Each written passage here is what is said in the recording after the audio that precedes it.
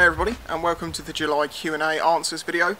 These questions are from my patrons who are going up your screen now. If you want to support this channel, you can do that through Patreon, and you can get to ask questions for these videos. So I'm going to get on with it. Reese Hedison, thanks to Reno for saying my last name correctly. Oh god, I've probably just messed it up. But what's your opinion on electric motorcycles and their prices? Also, I'm 26'1" and on the larger side, around 20 stone. What would you recommend as a fair bike to have an A2 licence? I like my adventure sports tourer bikes, but also street bikes too. Finally, have a little surprise for you both that I'm getting in a few months that I hope you'll both love. Okay, right, so start at the top. Hopefully I got your name right. As for a bike, that to me sounds like MT-07, the Tracer, MT-07 Tracer. A2, torquey, sports tourer-y. Sounds like the bike for you, or not. I have a surprise for you. I'm very interested to know what the surprise is.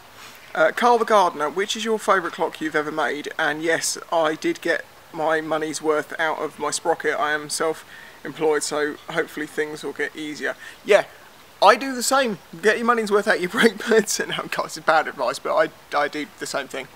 Not quite to that extent, but honestly, because of how well it went together, this made from an R1 gearbox, I really liked the way it came out.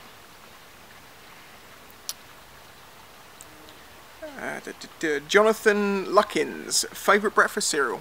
I am a cereal man myself, and the answer to that would be Country Valley, like granola-y type things, or Weetabix, but generally a mixture of both. Craig Johnston, so you used to be a chef, would you do a cooking video for fun of it? Also, how's Reno doing? Hope you're both well and enjoying life. Yeah, unfortunately Reno is on a late, so I'm doing this one on my own. I'll make sure she's back for next month. She's alright. She's doing okay. Do I want to do a cooking video? I've considered it, but nah, I don't know. Spondig D, firstly, can I say well done to Reno for doing her Race for Life? Yes, Reno did Race for Life, and she raised, I can't remember exactly how much she raised, but she raised a few £100. A few of you helped with that. That was absolutely amazing. I'm sure she'll be doing a video talking about sort of everything when she can. I hope you looked after her afterwards. I did indeed. I did look after her very well. Trying to think of a question not asked before. So, Snog, Marry, Avoid, Tinky Winky, La La Po. Also, money and time, no object. What metalwork art would you like to create? Okay, oh God. We'd have to marry Tinky Winky, Snog Po, and avoid La La. La La was annoying. Money, no object. What metalwork would I like to create? Probably a big sculpture. Imagine making like a 20-foot long dragonfly of some sort. I know you're like, oh, again with the dragonflies. I think they look awesome when they're done in metalwork. There are other things, beetles, like a 6-foot tall giant like stag beetle made out of sheet steel and stuff. I mean, they're the sorts of things you can make and sell for 40, 50, 60, 70, 80, 90, 100,000 pounds, but it's trying to find someone to do it. And even if you were lucky enough, if I was lucky enough to get a commission, I really don't have the space to create stuff like that. Well, I suppose I could make it out here, but then we'd have to get a crane to get it out. My Festu, is the last leg a good way for outsiders to stay up to date on UK politics? Don't really watch it myself, but it might be more truthful than the actual news, because you get real people's opinions. Another question, okay, who would win in a fight? Giant metal dragonfly, these mud pig, these the Portsmouth crow. Giant metal dragonfly. Dragonflies are awesome. They're the most agile things you've ever seen flying. They're vicious little machines, and they're larvae of things that created Alien. Them out there, like jaw mouth part thing has inspired the alien from Alien, I believe. Jonathan Luckins, what's your opinion on road racing, the likes of the Isle of Man TT, Northwest 200, Ulster, GP, etc. And depending on your answer, do you follow any of the teams or riders? I think that they're the only real old school forms of racing left. You know, because I understand you've got to make things safer and safer, but MotoGP is now incredibly safe. the risk that comes with things like the TT, and it's the thing that makes everyone go, oh, you know, oh, they need to shut it down, too many people are dying. They know the risks they're taking, and it's part of it. It's real racing like the old days, and with that comes high risk. So I really like that they still do them, and respect the people that, you know, that take part in them. But if someone dies doing it, as much as I'll be like, yeah, that's very sad, it's just kind of like, that's part of that career. Either you make it out alive or you don't. And I don't think any of the racers are in any other mind than that, so they shouldn't get, I don't think anyone can get offended by me saying that. That's not to say it's not sad when someone dies, but it happens. You have to be realistic. Do I follow any of it? Not really, because I never seem to have time to watch TV, and whenever I want to watch it, it's never on. And I think I tried to watch some of the last TT, wasn't it like half rained off or something? Jonathan Taylor, if you had to own a four-wheeled vehicle and money was no issue, what would you go for? Probably like a transporter van or a transit. Or if I wasn't going to get something like that, because that would be just super useful. You know, you dry, you get most of the benefits you get from a car, but you've also got a ton of space, so that's an option. Otherwise, something like a Land Rover Defender, something like that. I just really like the square Defenders in like squid ink grey. I know that's not the right colour. It just reminds me of the grey that they did in my car mods. Ewan Chapman, could either Reno or yourself animate a mouth to Reno's helmet for the last for at least one of her vlogs? I have an ant on my foot. I have actually done this by just clicking backwards and forwards. When she opened it in some video, I was clicking backwards and forwards or something like that, and I was just going. It would actually be quite tricky to do, unless you put like green screen over it, or green tape to try and key it. Get off my foot! So yeah, it might be tricky, unless she happens to be still at the time. James Hogan, what do you think is the better option, CBT or direct access? Within the next 6 months, a motorbike is potentially going to be the only vehicle I have access to.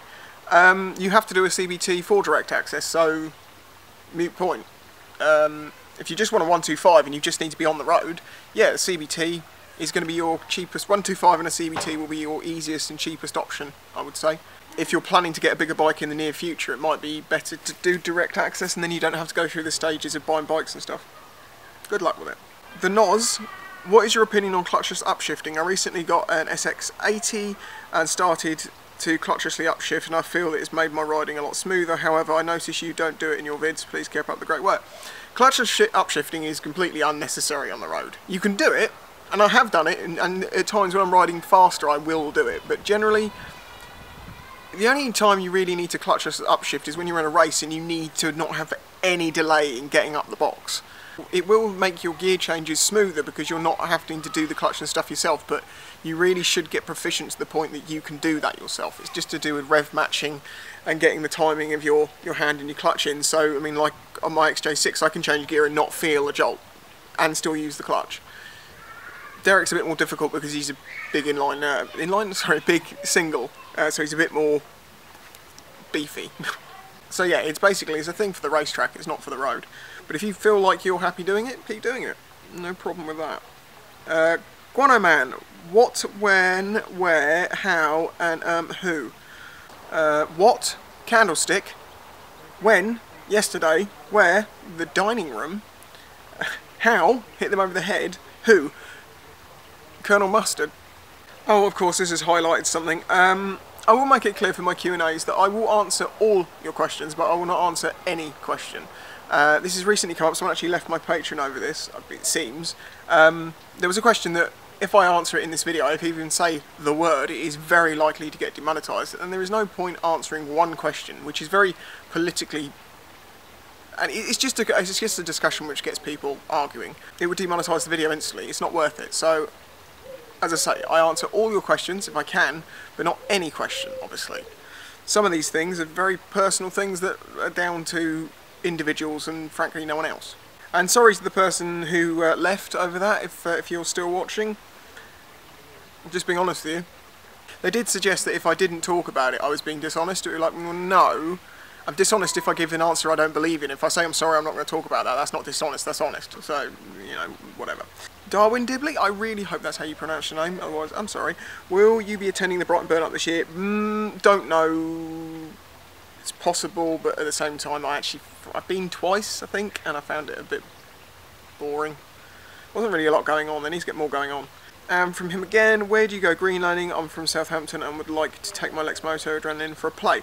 Around Butser Hill areas where I do most, you'll see all my green laning done. There is a map called like the byway map or something like that. If you search for it, you'll find it, and it just shows you all the available green lanes on there, and they're generally up to date, but you need to check when you go there and look for the signs. So not far from you, just head east. Keith, are you an innie or an outie? The people need to know. Well, I have a penis, so I'm an outie. Oh, belly button. Well, then an in. Richard Groves, if you could move Hayling Island, where would you put it? Around the Scilly Isles, just off the Scilly Isles, that'd be good. We have to sort of shake some of the people off before we get there though. And another one from him, why aren't there any ads for bikes on the telly? It's a good point, why are there no ads for bikes on the telly? I think, because I have questioned this myself, I think it's because the industry don't need to do it. It doesn't work so much for bikes. And I think it's because there's only 1 million or so bikes on the UK roads, so it's a very expensive way of advertising to a very small amount of people. It's far more money savvy to really direct your advertising to people through magazines and things. And also with bikes, I think a lot of it is word of mouth, brand loyalty and stuff like that. I mean, with cars, I think most people are like, I'll buy anything if it's alright. That's not true, a lot of people aren't like that at all, but you know what I'm saying. I think that's why you don't see them on TV. Also, when you advertise bikes, you either go two ways. They either show someone being really extreme and doing wheelies everywhere, and it's like, it's a closed road, don't do this. Or they do the complete opposite, which is like the big 1000cc doing 30 mile an hour, which is really boring. And you can't really do the wheelie stuff on TV, I don't think. So they'd rather, I mean that's where YouTube and people like, you know, like me and other YouTubers is so powerful for them, is the fact that we're part of the community that really brings people together and makes, like, giving us the opportunity to like review bikes or help us out in some way is a great direct connection to that community. Adam Weeks, hi Spicy, would you consider doing a review of the Lex Moto Ithaca, or is it it's Ithaca I think, 125. I personally have one and I think you will like to try one. I may do at some point. I've reviewed nearly all their bikes. There's always going to be one or two that I've not done. Get off my foot! But also I tend to go on what people ask for the most. If people really pester me over a certain model, then I'll make sure that's the next one. Generally, if I can get it. Sometimes their bike will be letting out to someone else, so I'll have to do one in between. So that's the way it is. Tim Course, hi Spicy, love the content, thank you. I know you love 125s, definitely right in my opinion. Do you think that some of the 300-400 bikes like the new MT-03, Duke 390, R3, etc. could be classed as that 125 fun feel, but with the power you miss at the higher end? Yeah, I think that's probably about right, because like the Suzuki 250s, the GSXR, whatever it is, 250, it feels like a fast-ish 125. It didn't feel like a really fast, much faster bike, but I've ridden the KTM 390, and it's a world of difference beyond that 250. So, but it's still very light. I mean, the KTM 125 and the KTM 390, both, I think they're very similar chassis, if not the same chassis. So yeah, I think you could quite well be right there, because let's face it, it's got some power, but it's not a huge amount of grunt that can, you know, it's going to spit you off if you give it a fistful of throttle out of a corner. Joe Zangai, or Zangi, I'm sorry if I pronounced that wrong. What have you made or fixed that in the end you were completely surprised with the final result? Probably the big Dragonfly I made, because that came out way better than I could have imagined. Just the overall look of it, it all just fitted together so well. It made, I'm very proud of that thing. I think it was because I really was putting a lot of individual skills that I'd learned to practice in one thing. And yeah, it took me 2 weeks to make it, but I think it was good. I'm proud of it. Ben Davies, do you have any funny, gross or interesting stories from the time you were a chef. I think I've talked about most of them over the years that I can talk about. I actually did a video today where I talked about working in a kitchen with no extractor fan and it being literally 60, so I think it was 60 something degrees. And just how sweaty and horrible people can get their chef's whites and just keep wearing them and working with food. And it was always a side of it that I really didn't like. I had to be perfectly clean for the shift. I didn't like being covered in crap. I washed my hands like 100 times a day. I always kept to the code. And seeing other people do that was just grim. Not do that, sorry, was grim. So I'll think about it. I'll see if I can think of any more, and then it might make a vlog. Richard Grayson, I think that's how it's pronounced. Sorry if I'm wrong. Hello, perhaps similar to yourself, I've given up on a 20-year desk job and I'm now self-employed. Don't worry, in woodworking, so no competition. Do you have any advice or tips for starting out on a new or scary path, and do you rate Etsy as a good selling platform? Thanks, oh, and well done to Reno for a charity run. Okay, I'll start with, is Etsy a good place to sell stuff? If you're in the UK, Etsy is not run for you. Like, they don't even include bank holidays as non-business days, so say you set up 2 to 3 business days. I normally send everything out within 1 day. But I give myself the ability to have 3 days if I'm off doing a bike review or something and I haven't got the time to do it that day. But I always tend to do it within the first day, or at least first 2. When it comes to a bank holiday weekend, so if someone orders something on, say, Thursday, I should have Thursday, Friday, then the weekend and the weekend will be non-working days, and then I will be able to send it out on the Monday. But if it's a bank holiday, I can't send it on the Monday, but because they don't include that as a bank holiday, goddamn dust in my eye or something, it means that, well, if I have to basically say I've sent it the day before I can actually send it, otherwise it's going to come up as being late. And I've asked them about this, and they're basically just like, well, we don't care. The other thing is I had someone using my tags, my name in their tags, to try and advertise their own stuff, and they were copying some of my designs of what they were making. And it was obvious, because when you search my name, their stuff was appearing in the middle of my stuff, and I fear that people may have bought something from them thinking it was from me. I hope that wasn't the case. And I spoke to Etsy about that, and they basically just said, no, there's nothing they can do about it. They couldn't tell me whether he definitely was or wasn't, but it's like, well, if you put that one username in and their stuff comes up, you know it's in the tags, because it's not in the listing. And they basically just said, well, if you want to do something about it, get a solicitor involved. And it's like, thanks. And they've even recently said stuff about how they'll prioritise stuff on certain pages for American for people that offer free shipping to America. I can't offer free shipping to America. It's like, it's really expensive. So it may be that I'm a disadvantage there. So no, I don't really rate Etsy that high. It's as good as a selling site, but it's not good for getting known. So as a selling site, yeah, it's okay. It's easy to use and all that, and the charges aren't too bad, but don't see it as a way of getting known. You have to do all the promotional stuff other than that. Just see it as a storefront. Any tips on a new scary path? Generally, go for it. Be smart with your decisions, and keep working. And understand that you can't work 8-hour days. You have to work 15, 16-hour days to get stuff done. I mean, I'm filming this evening because I should have filmed a video today, but it was way too hot and I had some other things to do. In the next 3 or 4 days, I've got so much stuff to do. Tomorrow, thankfully, this is awesome, I've got a commission clock to send out, and I've also got another clock order that's just come through to send out, and I've got half a dozen keychain orders to do. So I'll have to spend the morning doing that now, rather than some other stuff that I was doing. But not complaining, it's brilliant stuff. But I've just got to try and get an awful lot done. And tonight, after I film this, I'll be editing till, well, I was editing till 4 in the morning yesterday, and I'll be editing till 4 o'clock in the morning tonight, probably.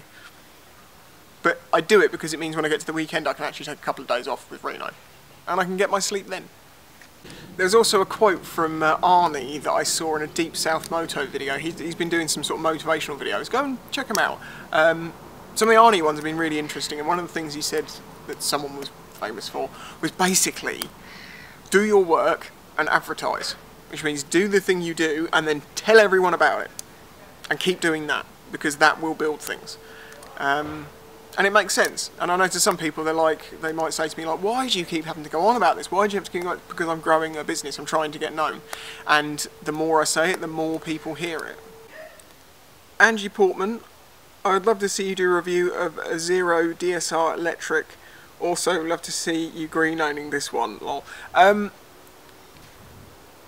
Yeah, I almost had one of those a couple of years ago, but it's the whole scenario of how I was supposed to go up to this company, like 300 miles up the country, review their bike, come back 300 miles, maybe stay up there for the night if I had to, and they wanted me to do all of this off my own back, pay for all of it.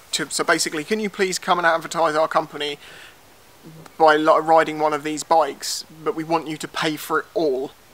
Sorry, but riding a bike is not worth that much to me. And I said, get the bike down here, make it at my convenience, and I'll definitely do that. So I'm afraid that's probably not likely to happen, whoa, pigeon, just yet, unless they can get one down to me. They actually recently recontacted me as if they hadn't spoken to me before, and I was like, yeah, we've discussed this. I'd love to ride one.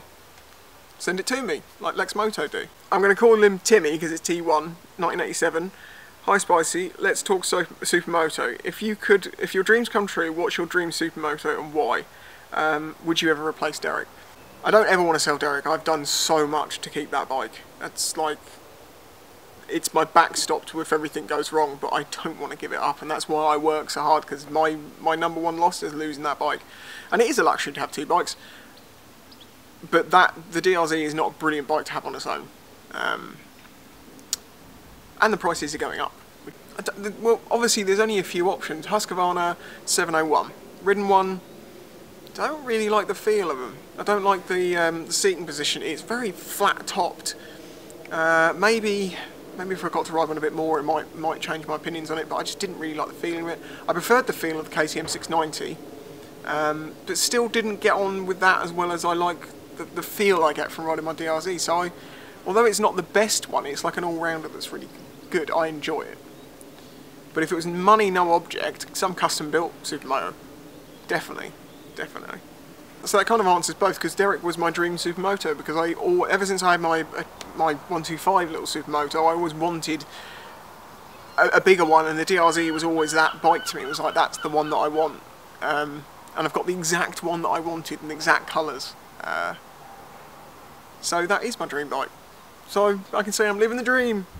Neil Bloomfield, hi Spicy, as a new rider, have you got any tips in building confidence? Because I'm quite nervous going out on my own, more than I thought I would be. I'm in my 50s now, and it feels like I'm saying I'm teaching an old dog new tricks, plus there is any chance of doing basic maintenance videos for beginners. Keep up the good work. Just one more thing, but do you have any Spicy 110 material key rings? Yeah, we got the Spicy 110 keychains like I've got on Divi's key. Links in the description. It says about fabric keychains from motoloot.com. As for growing confidence, practice. If you can meet up with any local bike groups and you can go and ride with people, don't worry that you're a new rider, you think they're all going to be flying off and you're going to ruin it for them. They will stick back and stay with you and help you build your confidence. Bikers are like that. I do it. If I'm in a group ride and there's someone who's really falling behind, I quite often will sit back with them and just play around and just have fun with them and help them be more confident on the road, because the people who are flying off, they don't need anything, but the person in the back, they'll appreciate you doing that. Basically, practice.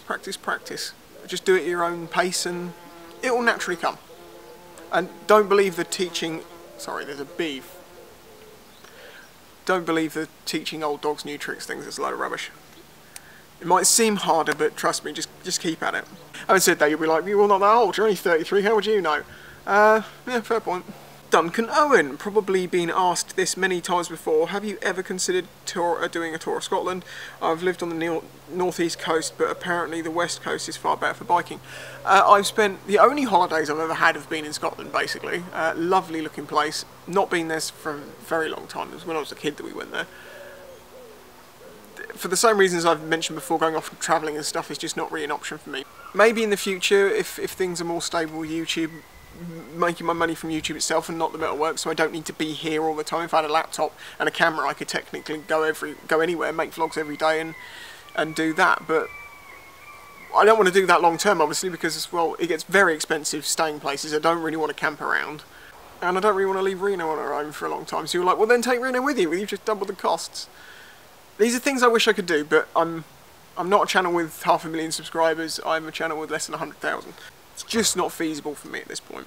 But Scotland definitely would be a consideration as somewhere to ride. Although, to be fair, I might want to see somewhere new and like go down to, I don't know, northern France or something like that. I mean, it's just so close and so easy to access, you can go there for a day trip, so I probably should do that at some point. I'd have to get a passport and stuff though. My passport's well expired. Even though I never used it, I got it to use it and never used it, and then it expired before I ever got the chance. My cat is coming over. Yes? Yes? What? See? This is how you look after little kiddies. You stroke them and you're nice to them. You don't throw them over your head and you don't give them vodka. You stupid idiot. If you know what I'm talking about there. Bruce Grimm, hi Spicy. Is there a typical age profile to your subscribers? I'm in my 50s. Have a full A1 licence because it was easier to take on my own bike and no ambitions to go super fast and touring, etc. MTUM Scrambler S is pure fun and welcome stress reliever. I assume though most subscribers would be under 25. Doesn't matter, I'm just curious. I will give you the answer to that question. I can give you the actual breakdown. I'd love to see this breakdown by some big American channels. I really would.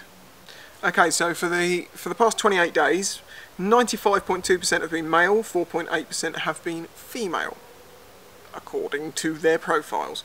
Age: 13 to 17, 2.9%, 18 to 24, 24%, 25 to 34, 32%, 35 to 44, 18%, 45 to 54, 14%, 55 to 64, 5%, and 65 plus 2%. So the actual answer is the majority between 18 and 34, but really 18 and 44. So but the peak one is 25 to 34. So actually older than you might think. And the 13 to 17 at 2.9% is really quite surprising.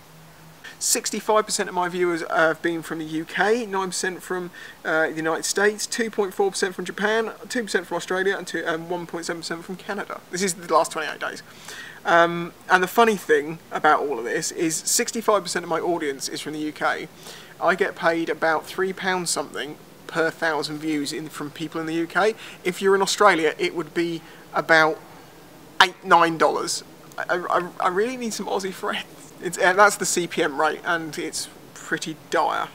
So literally, if I was paid the same amount that I get paid for an American watching my video from the UK people, I would be earning double the money I am now with the same amount of views.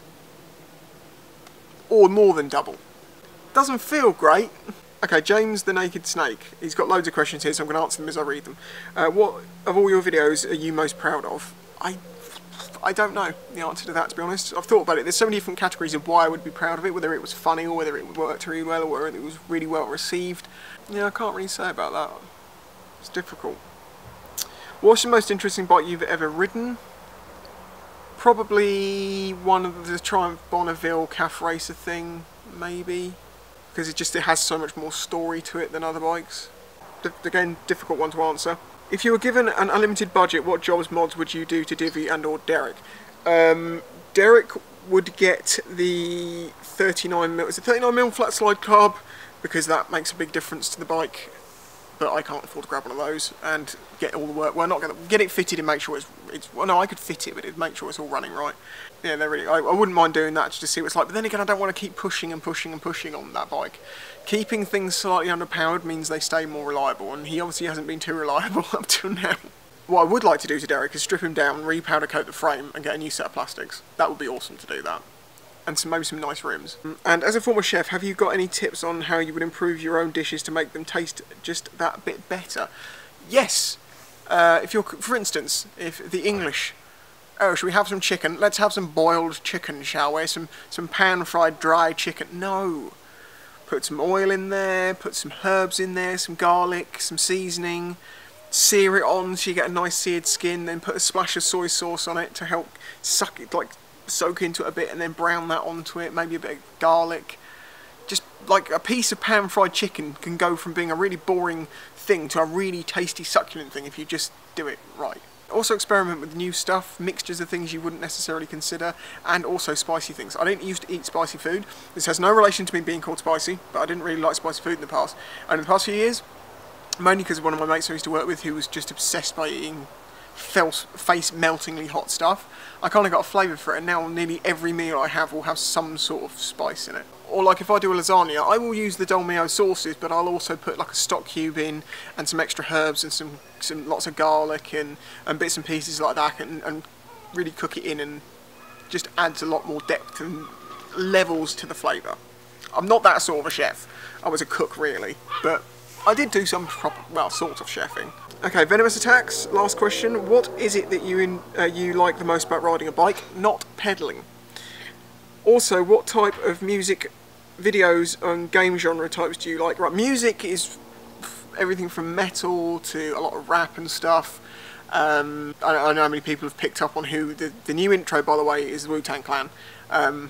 Although actually the song that I've got that from, it samples that from another song, and there's like 5 samples within that Wu-Tang Clan song. So it's kind of like, is it really their song? But the thing is, it was the composition of their song with the lyrics removed for obvious reasons.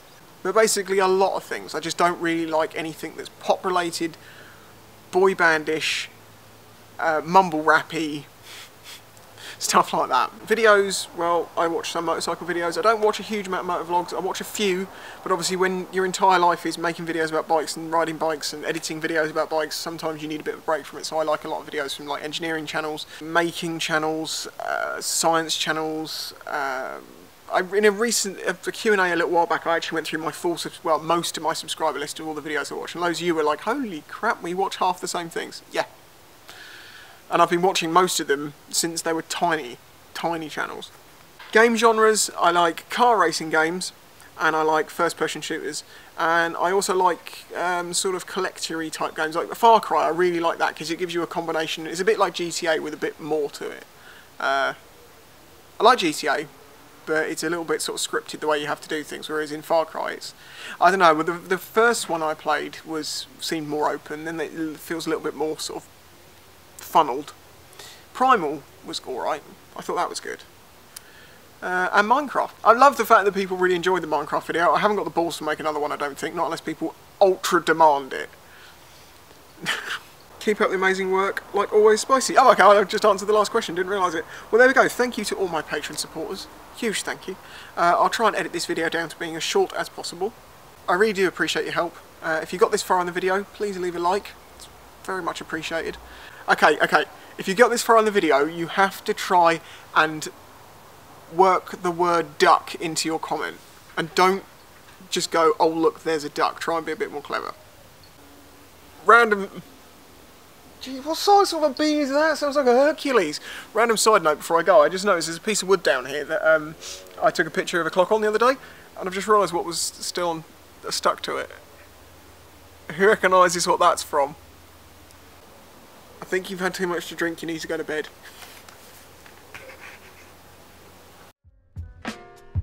If you enjoyed this video and the other content on the channel, please consider following the links in the description to show your support.